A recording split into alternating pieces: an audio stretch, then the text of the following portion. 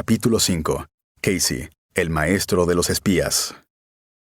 Un hermoso día de primavera en abril o mayo de 1981, un automóvil se detuvo frente a mi hotel en Washington, D.C. La escena parecía sacada de una novela de espías. Un hombre designado como mi enlace vino a mi habitación y anunció que estábamos listos para viajar a Langley, Virginia, en los suburbios de Washington. Le di el día libre a mi agregado militar y a otros ayudantes porque nadie estaba autorizado a venir. Esto iba a ser un asunto solitario, solo para mí. También iba a ser mi primera reunión con William Casey, el viejo guerrero de la OSS que ahora había sido designado por el presidente Ronald Reagan como director de inteligencia central. La ruta era familiar. Había estado en la sede de la CIA varias veces en el pasado, incluso para varias reuniones con Vernon Walters, ex subdirector y diplomático de la CIA. Pero ahora, en la administración Reagan, yo iba a ser una vez más el hombre clave entre Torrijos y el gobierno de Estados Unidos. Ambas partes querían que cambiara la relación de inteligencia entre los países. Panamá siempre había sido un lugar de encuentro para el espionaje, un puerto de escala libre para el este y el oeste, el norte y el sur. Pero nuestro gobierno y nuestro ejército nunca tuvieron mucho interés en espiar. Dos cosas cambiaron eso. Primero, el golpe de Estado de 1969 del que Torrijos culpó a la CIA, lo sensibilizó sobre la necesidad de las operaciones de inteligencia al ver que sus fuerzas habían sido infiltradas por la CIA, y otros para organizar el golpe de Estado en su contra, reaccionó despidiendo a todos aquellos oficiales que habían colaborado con la Brigada de Inteligencia 470 del Ejército de Estados Unidos, con sede en Fort Clayton, cerca de las esclusas de Miraflores en el Pacífico, lado del Canal de Panamá. Hizo lo mismo con las personas acusadas anteriormente de trabajar con la CIA, pero al mismo tiempo vio que las fuerzas militares no podían aislarse, porque eso provocaría aún más interés entre los estadounidenses para buscar inteligencia por cualquier medio posible. Decidió, por lo tanto, que debía haber un canal de comunicación. Ahí es donde entré en la imagen. Recién organizado el rescate de Torrijos en Chiriquí, me contrataron para la tarea. Iba a ser el único responsable de las comunicaciones entre Torrijos y el Servicio de Inteligencia de los Estados Unidos, ya sea la CIA, la Inteligencia Militar o el FBI. Como jefe del G2, el Servicio de Inteligencia Militar dentro de la Guardia Nacional estaba autorizado a mantener contacto a cualquier nivel con los estadounidenses. Torrijos incluso restringió su propio contacto con los estadounidenses. Durante todo el tiempo en el poder, nunca se reunió con ningún jefe del Comando Sur. Esa fue la medida de su resentimiento hacia el ejército estadounidense y los Estados Unidos por su papel en el golpe de 1969. La segunda razón para pasar a la inteligencia y la contrainteligencia fue el advenimiento durante la administración de Nixon de serios preparativos para los tratados del Canal de Panamá. Fue entonces cuando los Estados Unidos comenzó a intervenir los teléfonos, especialmente las líneas de Torrijos, para vigilarlo de cerca. A Estados Unidos le interesaba todo lo que tuviera que ver con Torrijos, dónde comía, dónde dormía. Sabíamos esto y reaccionamos con contramedidas. Cambiamos números de teléfono, plantamos información falsa y significativamente establecimos nuestras propias operaciones de espionaje. A mediados de la década de 1970, nos habíamos infiltrado con éxito en las fuerzas estadounidenses en la zona del canal. Nos pusimos en contacto con trabajadores civiles, oficinistas y soldados, con la idea básica de cultivar informantes que tuvieran acceso a los documentos y datos que necesitábamos. Esto era lo mismo que nos estaban haciendo los estadounidenses. Recolectamos inteligencia capitalizando las debilidades humanas, mujeres, alcohol, todas las vulnerabilidades que hicieron posible que la gente nos diera información. Teníamos anglosajones, puertorriqueños, bastante gente. Mira esta imagen. Un estadounidense rota a Panamá cada 2 años. Quiere compañía y de repente se ve colmado de ella, siendo invitado a casas panameñas, yendo a fiestas, desarrollando una cálida relación con una familia panameña. Sea lo que sea, te ganas la verdadera amistad de esta persona, de modo que te ganas absolutamente su simpatía. Los servicios de inteligencia panameños llegaron a la mayoría de edad en la década de 1970 porque pudimos establecer un acceso significativo a la información justo debajo de las narices de los estadounidenses.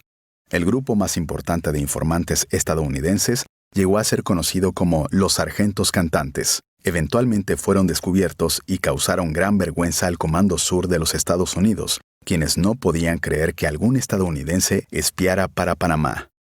Los sargentos fueron de gran ayuda para obtener el material importante para nosotros, información de seguridad relacionada con Torrijos y los demás comandantes, así como información operativa. Cuando dieron con otra información estratégica sobre Estados Unidos y sus relaciones con otros países, no nos interesaba y simplemente la destruimos. Mi filosofía al tratar con los estadounidenses era mantener la mayoría de los contactos de inteligencia al margen, para establecer un conducto fáctil y franco para proporcionar información. Se dice en los círculos de inteligencia que la curiosidad es fuente de muchos errores. Mi trabajo consistía en asegurarme de que los estadounidenses no cometieran errores de cálculo debido a una información demasiado escasa o mal desarrollada. Quería mantener a los estadounidenses al tanto de lo que estaba haciendo Panamá. Fue un esfuerzo para combatir los rumores y la desinformación difundida sobre el país y sobre el canal. La fuente de esto fue un lobby antimilitarista, antitorrijos y antinacionalista que incluía a las clases adineradas de Panamá que se oponían a Torrijos, a los militares y a mí y harían cualquier cosa, invocar la amenaza roja, por ejemplo, para descarrilar los tratados. Mi encargo de Torrijos era restar importancia al espionaje, fomentando en cambio una relación de respeto y amistad y hablando abiertamente con los servicios de inteligencia estadounidenses. Hablamos de nuestros objetivos políticos, pudimos ver que no éramos comunistas, y a medida que nos explicamos a los estadounidenses, se desarrolló un entendimiento profesional, contactos que evitarían cualquier confusión sobre el propósito y los motivos.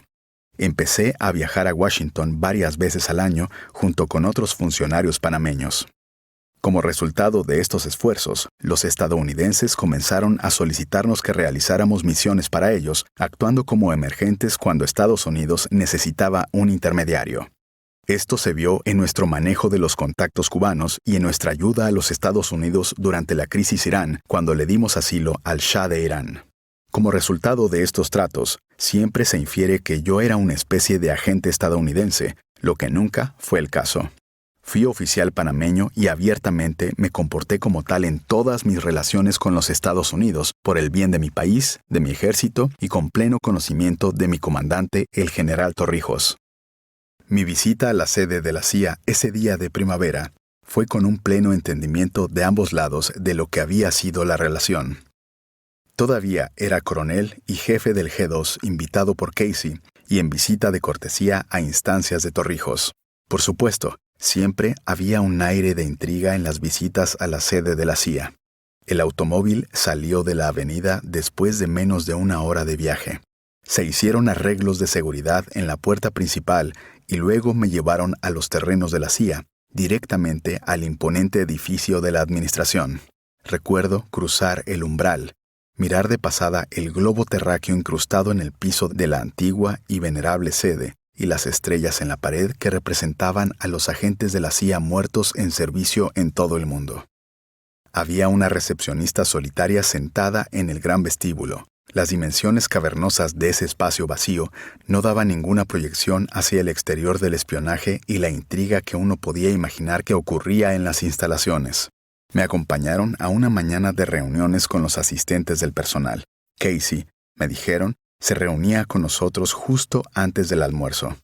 Pasamos la mañana en una serie de charlas que prepararon el escenario para lo que estaba pasando. Inevitablemente, las conversaciones giraron en torno a la importancia estratégica de Panamá y el Canal de Panamá y su plan para que Estados Unidos permanezca en Panamá después del año 2000. Solo puedo recordar caras, no nombres en esas charlas. En la CIA, no creo que el uso de nombres sea una alta prioridad.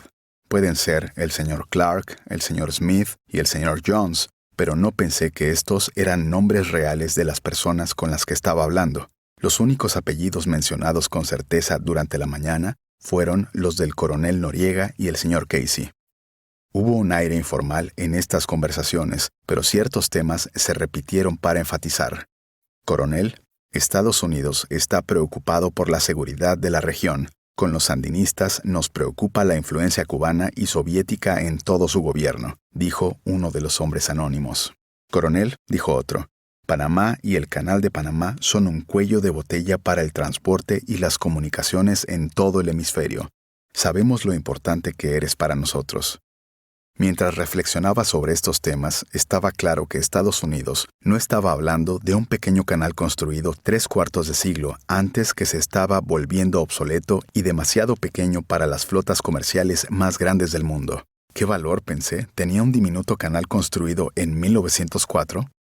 No, los estadounidenses estaban hablando de su dominio sobre un área geográfica que consideraban estratégicamente vital, tanto ahora en la Guerra Fría como siempre lo había sido. Estaban mirando un tablero de ajedrez. Controlaron las piezas en un punto muerto importante. Panamá seguía siendo la encrucijada del hemisferio. A fines del siglo, los estadounidenses veían a Panamá tal como lo habían visto Ted Roosevelt en 1904. Esta tierra era de ellos y la querían toda para ellos. A última hora de la mañana me hicieron pasar a la oficina de William Casey. No era exactamente un hombre imponente, parado allí, encorvado y moviéndose como cualquier otro hombre de negocios estadounidense, pero con la apariencia de un amable abuelo anciano. Aún así, me quedé impresionado con él. Parecía ser un oficial de inteligencia clásico al viejo estilo, y encontré una gran afinidad en eso. Aquí había un hombre que había sido consumido por el proceso y el arte de la recopilación de inteligencia. Si bien muchas de las reuniones matutinas fueron con oficiales de inteligencia de habla hispana, siempre estuvo presente un traductor. Esto fue especialmente necesario con Casey. Mi conocimiento del inglés no sirvió de mucho. Ladeó la cabeza mientras hablaba con un labio torcido con palabras que salían disparadas de forma que no podía entender en absoluto. Y sin embargo, con la ayuda de la traducción, nuestra charla, que se prolongó durante unas 2 horas durante un almuerzo en un comedor contiguo, se animó. «Coronel Noriega», dijo, «queremos hacer todo lo posible para mantener la cooperación que hemos establecido con usted y su país». Al igual que nosotros, le dije a Casey, «el general Torrijos me ha pedido que le diga que espera una relación amistosa y abierta». Además le dije, Torrijos me pidió que describiera nuestra filosofía de apertura, que deberíamos hablar con frecuencia y abiertamente para evitar malos entendidos. La CIA termina siendo culpada de cada pequeña cosa por el aura de misterio que la rodea, dije. Necesitamos mantener las líneas abiertas para poder cambiar eso. Casey estaba interesado en escuchar sobre el papel de la CIA en el golpe de 1969 contra Torrijos. Le dije lo que sabía. Sonrió cuando le hablé del misterio que atribuíamos a la agencia de espionaje. «Me gustaría ir pronto a Panamá y visitar al general», dijo. Quería un canal de comunicación con Cuba sin ningún compromiso. Las charlas fueron en parte protocolares, en parte un intento temprano de planear los temas clave que Casey y la administración Reagan querían promover. América Central, dijo, estaba al borde de ser invadida por el comunismo. Panamá estaba en una posición única para observar los eventos en Centroamérica porque nuestras puertas estaban abiertas para todos los lados. Estados Unidos sabía eso y dio la bienvenida a nuestra apertura y nuestra ayuda, dijo. Dije poco durante esta primera sesión informativa de Casey sobre el plan de América Central. Nunca albergué ninguna ilusión de que a Washington realmente le importara lo que yo pensara. Fue una situación en la que visitantes extranjeros especiales, aliados y aliados potenciales son llevados a la CIA para una sesión informativa. Los representantes de la CIA presentan su visión del mundo, hacen preguntas educadas a sus invitados y sientan con calma y cortesía cuándo es el turno de hablar del visitante. Así llaman a su política exterior, apoyar la democracia en todo el mundo. Es realmente una receta para asegurarse de que se difunda su propia forma de represión. Casey no dio detalles operativos de lo que estaba planeando por la administración Reagan. En cambio, obtuve la línea de partida, una perspectiva general de la lucha que tenían ante ellos. Casey dejó en claro lo que él, Reagan y Bush pensaban que estaba en juego. Estados Unidos está preocupado por el triángulo Cuba, Granada, Nicaragua, dijo. Necesitamos contener la amenaza comunista porque Cuba y Rusia aprovecharán cualquier oportunidad para subvertir la democracia. Planeamos enfrentar el desafío. Dijo que Estados Unidos tomaría todas las medidas posibles, incluida la acción encubierta y el aumento de las insurgencias guerrilleras, para bloquear los diseños de inspiración cubana y soviética. estaban dispuestos a hacer todo lo posible para eliminar las insurgencias marxista-leninistas donde quiera que las encontraran, y especialmente para repeler y acabar con cualquier involucramiento, comunicación o dependencia de Fidel Castro en cualquier parte de América Latina. Por supuesto, no podemos permitir que la Agencia Central de Inteligencia se involucre directamente, me dijo Casey. No podemos dejar que parezca que estamos tomando una acción directa aquí. Necesitamos ayuda. Durante el almuerzo, la charla fue más anecdótica. Mientras revisábamos la escena mundial, Casey se interesó especialmente en mis contactos con funcionarios israelíes. Le conté, por ejemplo, que había conocido a Moshe Dayan y a Yitzhak Rabin poco después de la Guerra de los 7 Días de 1967. Dayan, el general triunfante, me llevó a un recorrido por la zona de guerra y describió la planificación estratégica que se realizó para combatir a los sirios. Discutimos las teorías israelíes sobre la recopilación de inteligencia.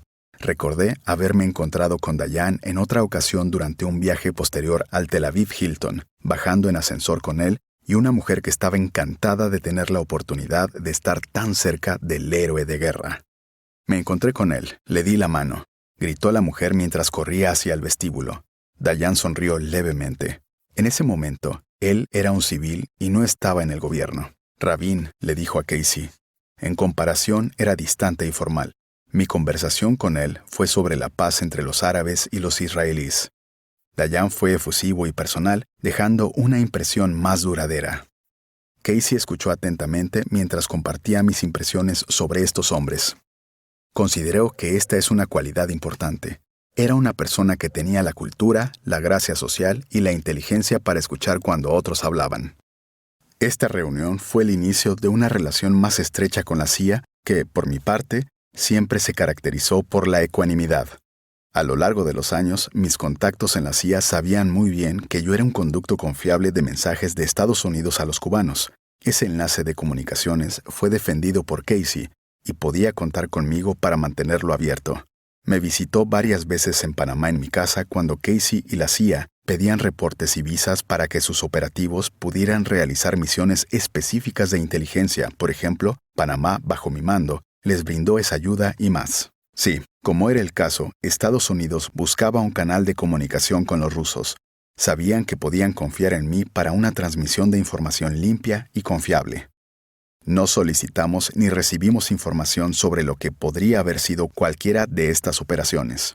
La inteligencia estadounidense estaba muy comprometida. Nunca tuvimos una idea de los objetivos o resultados de tales solicitudes. Nunca salió de Panamá ningún engaño o mala información como resultado de esta relación, la cual fue manejada siempre con un alto nivel de respeto. Los estadounidenses sabían que no obtendrían nada más ni nada menos de mí que eso. Incluso en lo más profundo de nuestras malas relaciones con los estadounidenses, se protegió cierta información de inteligencia. Había, por ejemplo, un centro de la Agencia de Seguridad Nacional en el Comando Sur conocido como el Túnel. Construido en la ladera de una colina en Quarry Heights, la instalación parecía modesta desde el exterior. En su interior se encontraba el centro de espionaje y defensa ultrasecreto más complejo que se pueda imaginar. Se usaba para rastrear a Cuba, para monitorear el narcotráfico y los aviones espía. Durante nuestro periodo de cooperación en materia de interdicción de drogas en el hemisferio a principios de la década de 1980, la vigilancia de drogas se manejaba desde el túnel. Nunca le dijimos a nadie de su existencia. Yo había sido la persona de contacto de los Estados Unidos durante la década de 1970. Todos en la CIA me conocían bien. Ahora con Casey, las relaciones se volverían más estrechas. En 1983, cuando asumí el mando, la CIA se complació en tener una conexión directa con el líder de las Fuerzas Armadas panameñas. Aunque nombré a mi propio jefe de inteligencia G2, Casey vino poco después de que yo asumiera el mando para dejar en claro que su organización estaba feliz de tratar conmigo directamente. Pero eso no me hacía ilusiones. Ni Panamá ni yo fuimos nunca centrales en el juego que jugaban los estadounidenses. Nosotros, en cambio, nunca permitimos que Panamá se convirtiera en un peón en ese juego. Sus planes centroamericanos empezaron a ir demasiado lejos. Vimos su apoyo a los militares salvadoreños y la guerra enloquecida que organizaron contra los sandinistas como irresponsable y desequilibrada. Esta no era nuestra batalla y pensamos que estaba mal encaminada. Además, apoyamos la revolución sandinista y entendíamos las aspiraciones nacionalistas de la guerrilla del FMLN en El Salvador. Con el advenimiento de su guerra, los Estados Unidos comenzaron a hacer demandas que no podíamos cumplir y aplicaron más presión de la que podíamos tolerar. Hasta entonces, yo había sido el señor sí, el hombre del que los estadounidenses siempre podían depender. Ahora había comenzado a ser conocido como el señor no. Y el señor no decidió la administración Reagan tenía que ser destruido. Sin embargo, estoy convencido de que la historia se habría alterado y la invasión de Panamá del 20 de diciembre de 1989 nunca se habría producido si Casey hubiera vivido. Casey tenía el poder y la inclinación para defenderme de la conspiración que se estaba gestando en mi contra, espoleada por los opositores panameños y sus amigos en Washington. Casey sabía lo que estaba pasando en Panamá. El juicio por drogas no hubiera funcionado si estuviera vivo, porque lo hubiera tenido como testamento vivo y defensor. Él sabía la verdad sobre todos los cargos en mi contra. Sabía la verdad sobre el asesinato de Spadafora y los pilotos de drogas que volaban para los contras de Bush. Ni los estadounidenses ni sus aliados entendieron nunca por qué no los ayudábamos. No estaba en nuestro interés nacional estratégico hacerlo. No creíamos que el comunismo estaba a punto de invadir América Latina. No era nuestra intención oponernos a los movimientos de liberación. No estábamos interesados en ayudar a los estadounidenses de esa manera. Estratégicamente no tenía sentido. No queremos ser los sirvientes de los Estados Unidos, y todos en la región sabían, lo entenderían o no, que esa era nuestra posición. Debido a esto, nuestras relaciones a veces se tensaron con los aliados más cercanos de los Estados Unidos, los salvadoreños, los hondureños y los contras, porque sabían que teníamos una forma diferente de ver a los Estados Unidos. Tuve una discusión muchas veces con muchas personas diferentes. Cabe mencionar 3. El general Gustavo Álvarez Martínez, de Honduras, el capitán Roberto Daybuisson, del Salvador, y el teniente coronel de los Estados Unidos, de nombre Oliver North. Me fascinaron los 3. Álvarez por lo ingenuo que era y por lo que le pasó. Daybuisson por su mente unidireccional de aniquilar el comunismo como si fuera una enfermedad, y North por todo el poder que profesaba tener.